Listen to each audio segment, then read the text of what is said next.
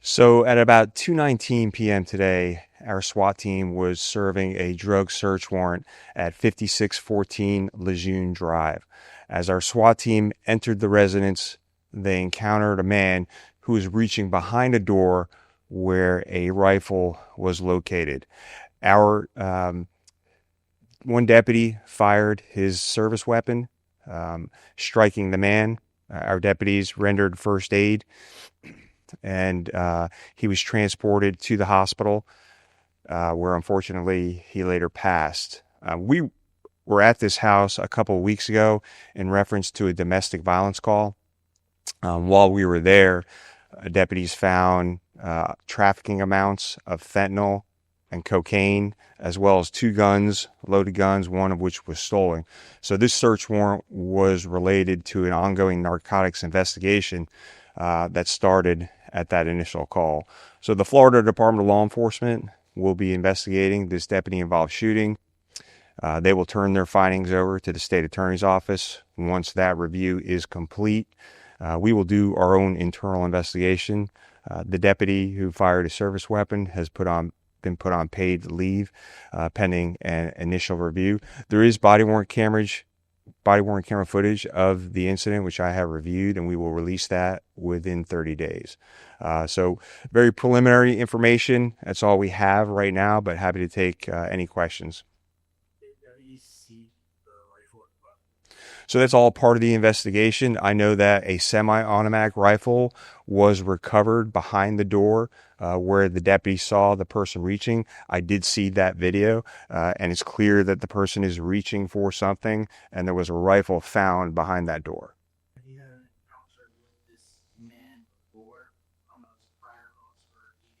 So the man has not yet been identified. I can tell you we went to that residence a couple of weeks ago related to a domestic violence call, and I don't have all the details on that other than to say that we found trafficking amounts of fentanyl and cocaine and two loaded firearms, one of which was stolen.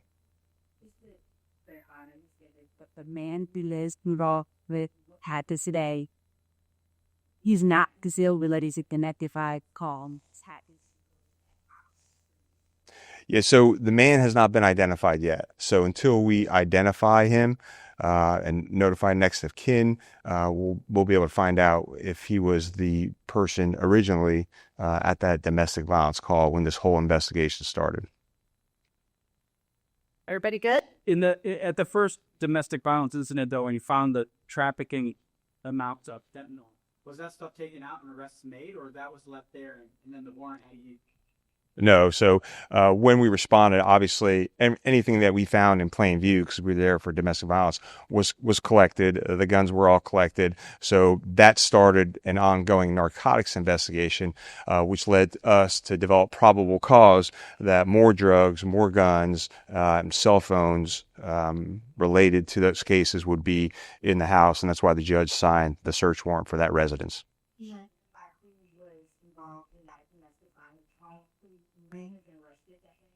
I don't have that information right now. Sure. Let's take this line. Just got to just kind of give us a recap of them before our arguments. Yeah, so today at 2:19 p.m., our SWAT team responded to 5614 Lejune Drive to serve a drug search warrant. They entered the residence. While inside, they encountered a man who was reaching behind a door where a rifle was eventually located. One deputy fired his service weapon, striking the man. Our deputies rendered first aid. He was later transported to the hospital and pronounced dead. Again, we were there 2 weeks ago for a domestic violence call where we found drugs, trafficking amounts of fentanyl and cocaine, a stolen firearm, as well as another gun. That led to a narcotics investigation. We were able to get a search warrant to search for more drugs and more weapons related to that ongoing narcotics investigation. There was no one else in the house at the time. I heard multiple verbal warnings as they entered the house and while they were inside the house. They clearly said the SWAT team, search warrant, hands up numerous times on a loudspeaker. Can you Yeah, so the reason we use SWAT teams is because this case just illustrates how dangerous this is for our deputies. Um, going into a home where we know loaded guns, have already been recovered, where we know trafficking amounts of fentanyl and cocaine have already been recovered. So that's why we used our SWAT team, highly trained individuals who are trained specifically to do this, to help safely clear these households, have people come out peacefully and surrender peacefully. And in the vast majority of the search warrants and the SWAT search warrants that I have been involved with, I have seen that people most usually surrender peacefully. That didn't happen in this case. Like I said, the person that has not been identified yet.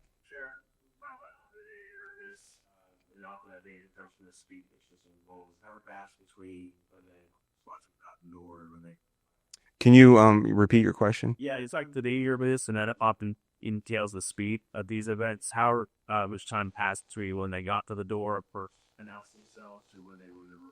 So I don't have the exact time, but I will tell you that I watched the entire video, and as deputies were approaching the house and knocking on the door, gave clear commands that it was the sheriff's office, that we had a search warrant to open the door. They did forcibly open the door, and we use a loudspeaker from outside the residence that continually says search warrant, hands up. You guys will all see and hear that. And like I said, most people, surrender peacefully in these cases. I couldn't tell. To me, it looked like your standard semi-automatic rifle.